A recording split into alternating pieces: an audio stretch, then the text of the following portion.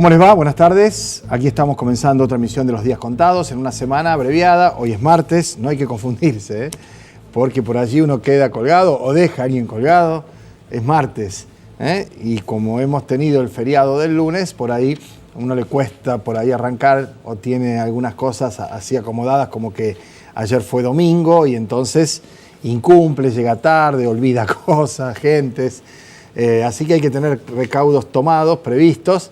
Y en ese sentido, bueno, lo bueno es que la semana es más corta, ¿no? Vamos a tener 4 emisiones, tenemos la tertulia el viernes, tenemos la de hoy, mañana y pasado. Mañana a lo mejor con un invitado interesante, importante, no es que lo de hoy no sea, pero sí están al alcance de la mano, porque gente de la ciudad, como que nos interesa la temática local, provincial, naturalmente también del país, pero abrir un poco, ¿no?, el espectro, imaginar algunas cosas, conocer otras perspectivas, así que ya estamos trabajando sobre eso. Hoy tenemos 2 temas importantes, como decíamos, con anclaje local, pero con, por supuesto, una incidencia nacional que hace que lo que ocurra en la ciudad de Rosario no pueda estar escindido de lo que está sucediendo en el país. Vamos a estar hablando después de la pausa con Héctor Caballero, diputado provincial, ex intendente en 2 periodos de la ciudad de Rosario, que va a ser declarado además político distinguido en el Consejo Municipal. Y el Consejo Municipal, que es muy generoso, desde mi modo de ver, excesivamente generoso, dictaminando sobre celebridades, distinciones y demás a mucha gente. No es que no lo merezcan, sino que para darle realce a ese tipo de distinciones hay que ser más, no digo exigente, pero menos manirroto. En el caso de Caballero no cabe la menor duda que se está haciendo justicia. Y usted dirá, bueno, ¿y entonces en qué quedamos? En que estas son las distinciones paradigmáticas, porque el Tigre Caballero va a recibir por un voto unánime, y esto debe ser una de las pocas veces donde los del PRO van a votar con Celeste Leprati, donde los socialistas van a votar, bueno, a veces con los del PRO han votado muchas veces, ¿no? Pero bueno, demasiado para mi gusto, pero donde los peronistas van a votar sin distinción de bloque, donde aparecerán concejales que tienen un pensamiento contradictorio absolutamente con lo que ha expresado la carrera política de Héctor Caballero, pero reconocen esa legitimidad, esa honorabilidad, esa consecuencia. Nos hemos peleado en alguna época con el Tigre, pero peleado de pelearse, de putearse y todo, y qué haces acá y cómo puede ser en la época del menemismo, ¿no? Ya vamos a hablar con él en algún momento. Hoy viene a hablar de temas sustanciales de la coyuntura, más que de la coyuntura del presente y del futuro, porque viene como diputado provincial a ver qué se puede hacer para evitar que se avance en este desapoderamiento de la ciudad de Rosario del Fondo Sojero. 240 millones de pesos que nos van a escamotear a los rosarinos porque hay que ajustar. Y a propósito de ajustar, y este va a ser el comentario de apertura, hay lugares donde ya no se puede más. Segunda parte del programa, segundo entrevistado, uno de los representantes de la Concejalía Popular, porque ya más del 40% de los que tienen salario registrado, trabajo registrado, sueldo con aportes, con retenciones, con cargas sociales, 40 de 100 pesos, 4 de cada 10 pesos lo tiene que disponer para alquilar una vivienda. Y la verdad es que esta situación solo puede agravarse en tanto y en cuanto la cuestión económica de fondo es del fondo.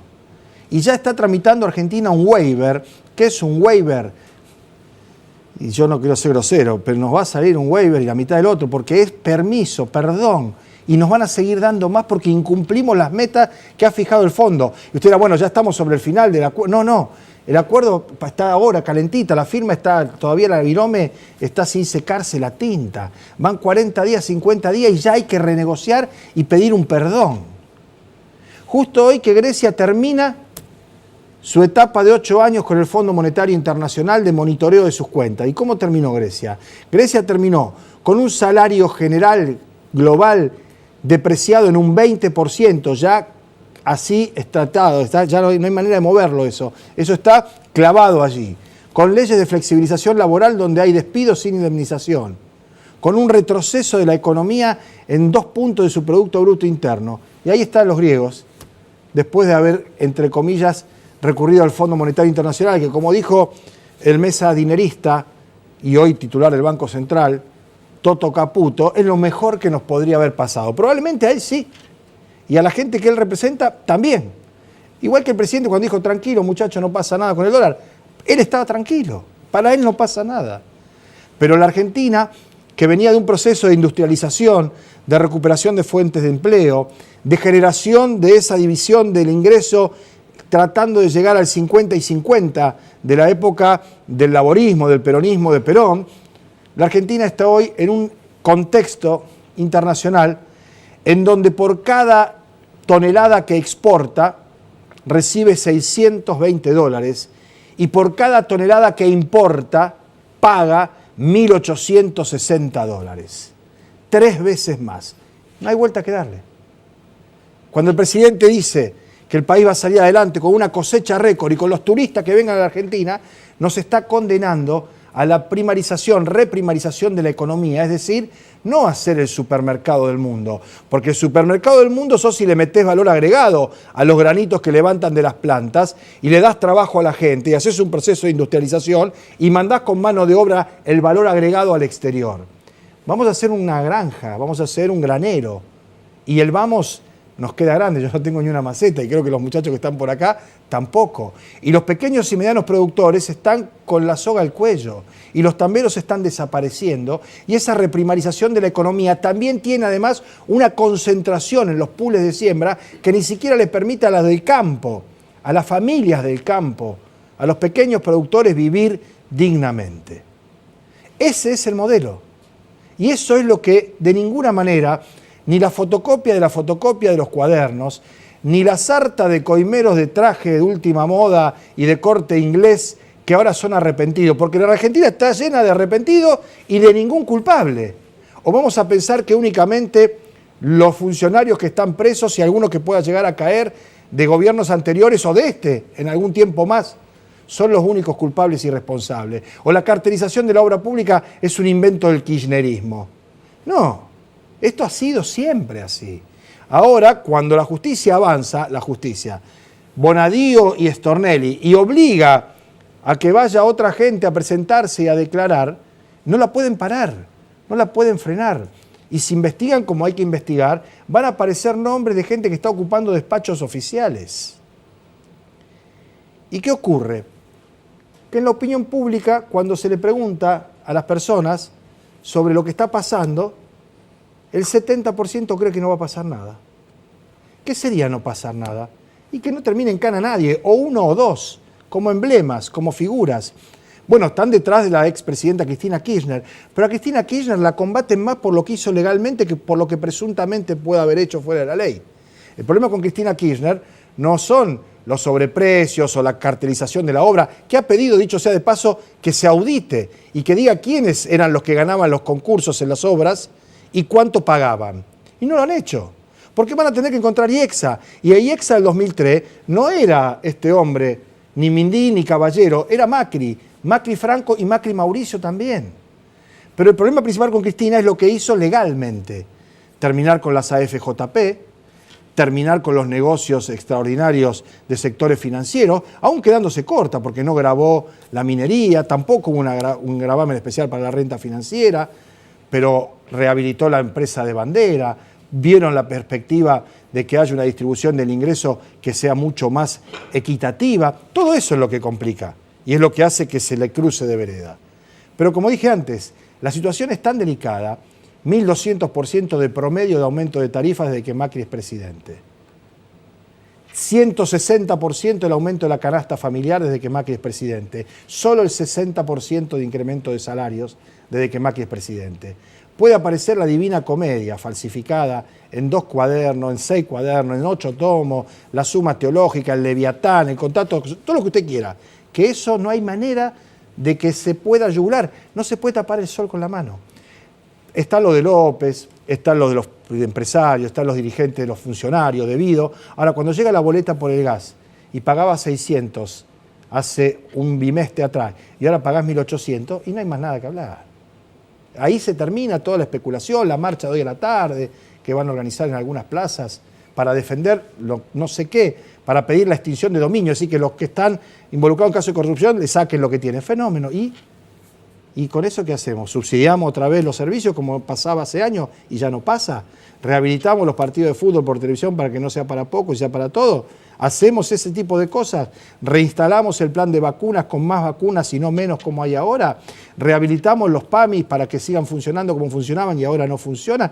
¿Con eso van a hacer? No. No, eso es fuegos de artificio, esos son estertores, esas son cosas que se extinguen en el momento en que se anuncian. Pero bueno, vamos a hablar con el Tigre Caballero después de la pausa del tema concreto que se pueda llegar a llevar adelante, porque el gobernador Lifshitz, cuando firma el acuerdo fiscal, lo explica diciendo dos cosas. La primera es que se va a mantener el fondo sojero. La segunda es que Santa Fe va a empezar a cobrar la cuota por partes de lo que la nación le debe de acuerdo al fallo de la Corte. Ninguna de las dos cosas está pasando ni va a pasar. Hacemos una pausa y venimos.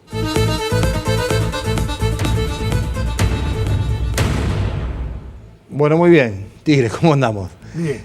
Arruiné, ¿era una sorpresa lo del político distinguido de la ciudad? ¿Vos sabías ya eso? No. Ay, ¿Querés que me te van a diga? agarrar los concejales y me van a correr por todo el palacio. No, pero está aprobado. Todo, por unanimidad, Bueno, por todo, eso te digo, hasta lo más fácil, pero todos. a mí me lo dijeron, ¿cómo no sabés? Sí. No sé. No, bueno, ahora sabés. Bueno. La verdad que es importante, porque insisto, hay gente que va a levantar la mano para declararte político distinguido que está en las antípodas de tu pensamiento, y eso es importante. No, mirá. Porque lo que se reconoce acá es la trayectoria, la honradez, ¿no? El no arrepentimiento. Mirá, digo, en momentos tan difíciles. Te voy ¿no? a decir algo. Yo generalmente, viste, este tipo de homenaje, siempre no me preguntés por qué, sí. Pero después que me hizo una entrevista a un amigo y colega tuyo, Leo Rizzardino, ayer, y que después me empezaron a llamar de todas las radios, de Santa Fe, etcétera, etcétera, hoy. ¿Estaba laburando el feriado el gordo ayer? ¿Cómo? ¿Estaba laburando el feriado, Richardino? Sí, me llamó Eso ayer. es más raro que... Bueno. Sí, ayer o el domingo. Sí, ayer. ayer. Estaba laburando. Sí, bueno. Te llamaron de todos lados para decirte Tigre. Bueno, claro, pero con Rizzardino, que fue el primero, tomé dimensión. Porque en un momento donde la antipolítica es el método para desprestigiar a la política y que después no sabemos dónde vamos a terminar, claro. Me parece que ahí tomé dimensión cuando me lo dijo Leo. Bueno, en el momento que está la antipolítica, en el momento que los políticos son repudiados, usted logra ser distinguido por su trayectoria política, no por otra cosa. No, porque como te dije antes, votan incluso gente que ha debatido, discutido, que te ha querido... Exacto. Y bueno, entonces empecé a revalorar yo mismo y me puse contento. Y hay que ir a buscarle y me puse contento familia. porque eso también es un ejemplo, digamos, para que la gente joven no entre en la onda de la antipolítica. No, y además la unanimidad, que es el otro detalle significativo. Sí. ¿No? Bueno, vamos a hablar de lo nuestro de ahora. De acuerdo. ¿Se puede hacer algo concreto, más allá de una declaración, de una expresión de deseo, de sentar posición, que son cosas importantes, pero en términos prácticos para que Rosario no se pierda esos 240 millones de pesos y las otras comunidades de la provincia, las otras localidades, ¿no? Claro, porque vos tenés más o menos distribuido, perdemos en el peor de los escenarios, 1.600 millones de pesos anuales, de los cuales más o menos 1.000 quedan en la provincia y 600 millones se distribuyen en los municipios y comunas. Yo lo que te quiero decir primero, hay una perversidad, porque ellos no pueden desconocer lo que te voy a decir. Si yo me comprometo en el consenso fiscal de que el fondo sojero va a seguir durante el año 2018 y después vamos a ver el 2019, la gente tiene que saber que ese fondo sojero, el 70% se queda a la nación, el 30% le manda a las provincias. Y las provincias a su vez se quedan con el 70% y mandan el 30% a los municipios y comunas. Te digo, a mitad de año lo cortan. Vos, cumpliendo los objetivos del fondo sojero, tenés que invertirlo, escuchá bien, en infraestructura, en educación, en salud, estructura vial, pavimento. Sí, es cosa importante, no hay nada accesorio. Entonces, ¿vos qué hacés? Vos decís, yo este año voy a recibir cuando hacía el presupuesto. Sí, Rosario, 240 millones de pesos, voy a poner acá y acá. Y entonces llamás a licitación, te comprometés. Comprar insumos. Bueno, y a la mitad te dicen, no va más la plata. ¿Vos te das cuenta que hay comuna? Yo mañana viajo exclusivamente a Santa Fe para reunirme con un grupo de intendentes muy importante, que a su vez después van a tener una reunión con el gobernador. Ahora, ¿qué se puede hacer? ¿La provincia puede hacer algo? ¿La legislatura, los diputados? Mirá, yo están todos de acuerdo, salvo lo de Cambiemos, supongo. Sí. Pero tiene una mayoría. Yo presenté un proyecto que me acompañaron 9 legisladores más, en el sentido de que deroguemos la ley que se aprobó, yo voté en contra. De adhesión de adhesión al consenso. Te voy a explicar por qué. Fiscal. Mirá, estamos viviendo el peor centralismo porteño que yo tenga memoria. En primer lugar, se derogó el fondo del conurbano bonaerense.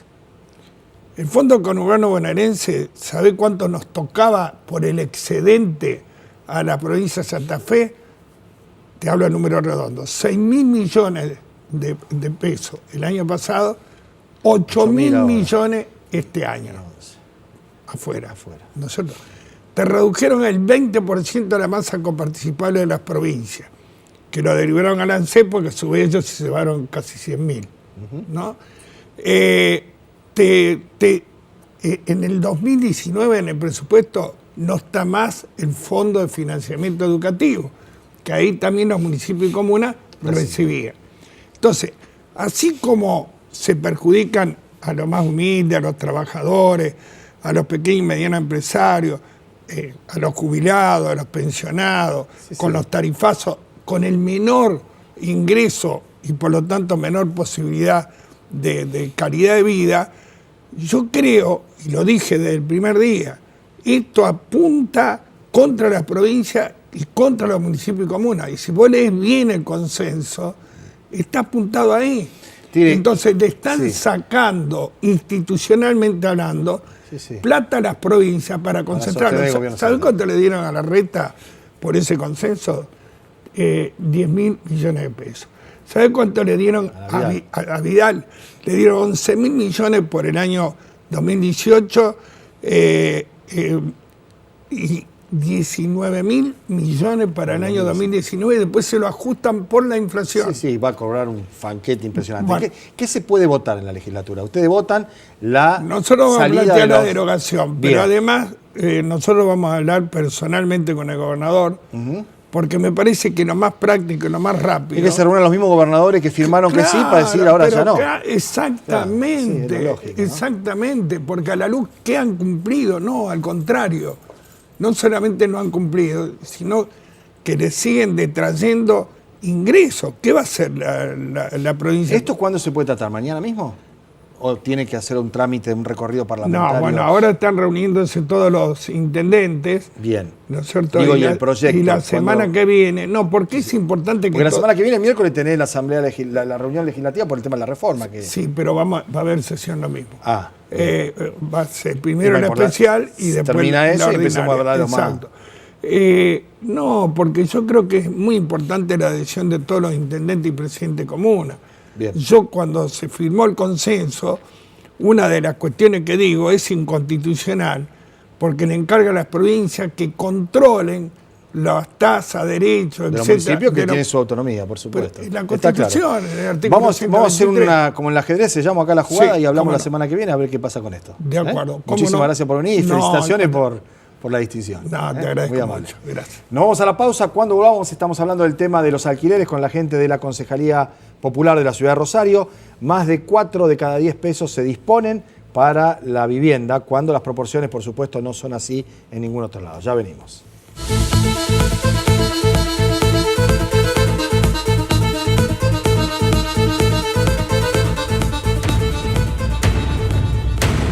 Bueno, muy bien, se está intentando que no se pierda el estado parlamentario de una ley de alquileres que nunca fue tal, ¿no? Y que tiene a Aníbal Roldán, que es uno de los integrantes de la Concejalía Popular, junto a Ariel Horacio, trabajando desde hace muchísimo tiempo sobre esto, algo que desde el 2016, me decías vos, está ahí clavado, como cajoneado, y en la perspectiva de poder conseguir una suerte de reglamentación con fuerza de ley para evitar malos momentos fundamentalmente para los inquilinos, que es la gente más complicada en esta relación bilateral para poder tener su vivienda, ¿no? Para poder vivir en un lugar donde pueda hacerlo con condiciones dignas, ¿verdad? Sí, así es. Lamentablemente algo que nos costó muchísimo esfuerzo, incluso a través de la construcción de una Federación Nacional de Inquilinos, algo que es inédito para nuestro país.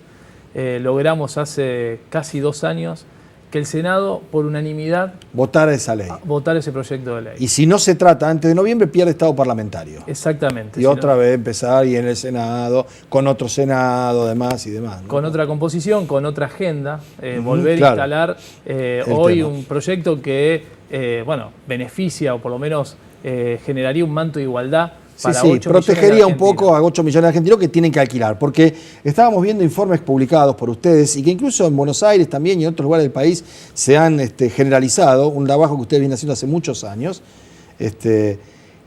cuando hay hay un cuadro, ahí está, con unos porcentajes realmente que son elevadísimos, ¿no?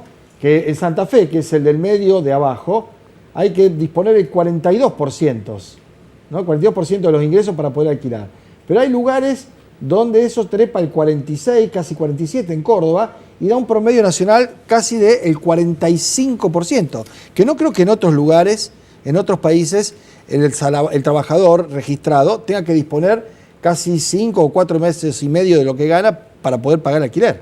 Sí, esto es una locura y eso es solamente para el mes, el día a día, digamos, lo que va sucediendo todos los meses. Claro. Y con un dato, digamos, que es cuanto menos preocupante, que en enero era el 37% en la provincia de Santa Fe, o sea, 5 puntos menos de lo que se lleva hoy. Un crecimiento impresionante. En 7 meses, y el 41% a nivel nacional, 4 puntos menos, digamos.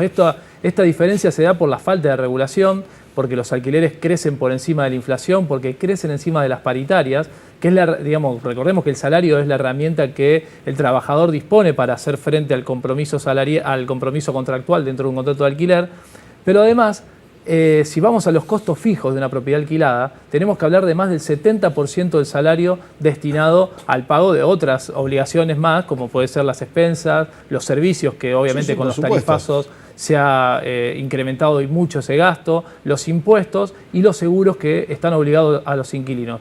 Y si hablamos a la hora de ingresar a una propiedad, tenemos que hablar de por lo menos 2 salarios de un empleado de comercio para poder ingresar a un inmueble. Sí, está el depósito, el sellado, después tiene que llevar la garantía, la comisión y toda esa historia, ¿no? Es por eso que es importante la ley, porque la ley extendería los plazos a 3 años, porque los incrementos dentro del contrato no podrían hacerse sino por un índice oficial que promedie en partes iguales. Eso te iguales. iba a decir, los 2 o 3 puntos salientes de la ley que protegerían de situaciones que se están dando hoy, ¿cuáles son? Bueno, primero que establecería topes a las comisiones inmobiliarias. Bien. Segundo, que establecería que los contratos no se pueden indexar semestral o cuatrimestralmente, como sucede hoy en día, que los contratos van a pasar a durar 3 años y que se va a incrementar solamente una vez al año con un índice oficial que promedie en partes iguales el coeficiente de variación salarial y la inflación para que el salario no se siga depreciando al lado de la inflación. Exactamente.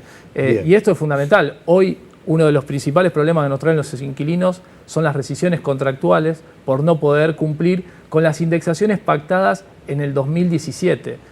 Donde se estableció una cláusula indexatoria con incrementos que no bajan del 15% semestral en algunos casos o del 32-33% anual. Bien. No hay paritarias que se hayan cerrado en ese nivel y esto es lo que genera una gran diferencia entre el valor que tienen hoy los alquileres y el salario y esa capacidad ante el alquiler. Bien, ¿no? Va a haber reunión en la Cámara de Diputados. De hecho, NIRE está con otra gente, trabajando con legisladores de todos los bloques. Me decía que lo recibía una legisladora de Cambiemos porque aquí no hay una decisión o un criterio partidario de frenar la ley. Hay algunos legisladores de Cambiemos que quieren y otros que no. Sí, nos abrió la posibilidad las grietas que generó la ley por el aborto, digamos. La diferencia de criterios. Exactamente, como Lipovetsky fue un defensor, digamos, de la ley que... De aborto legal. Exactamente. Hay algunas grietas internas que nos permiten hoy no poder ir avanzar. tan de contra la ley del mercado, digamos. Exactamente. Algunos, lamentablemente, alguien que votó en contra de los derechos de la mujer a lo mejor hoy por una cuestión Sí, vota por favor de los inquilinos, puede pasar. Exactamente. Bueno, pero hay que aprovechar ese resquicio que se abre, ¿no? Y los otros sectores que estarían apoyando. Acompaña, Unidad Ciudadana nos dio el compromiso de acompañar la ley, lo mismo que el Frente Renovador. O sea que si consiguen que algunos diputados de Cambiemos voten, tienen la media sanción ya del Senado y podría ser ley esto. Esa es la idea, pasar el escollo muy fuerte que tenemos en la Comisión de Legislación General que preside Lipovetsky. ¿Y Lipovetsky en esta cómo juega? Juega en contra, obviamente juega con el mercado inmobiliario porque es un actor preponderante del mercado con muchísimas propiedades y con muchísimos intereses dentro de lo que es el mercado. Perfecto. Bueno, vamos a estar atentos y cuando haya novedades estamos de vuelta charlando. Muchas gracias, Pablo. Muy amable. A ustedes también les agradecemos que nos hayan acompañado. Nos encontramos mañana otra vez a partir de las 2 de la tarde con los días contados. Chao.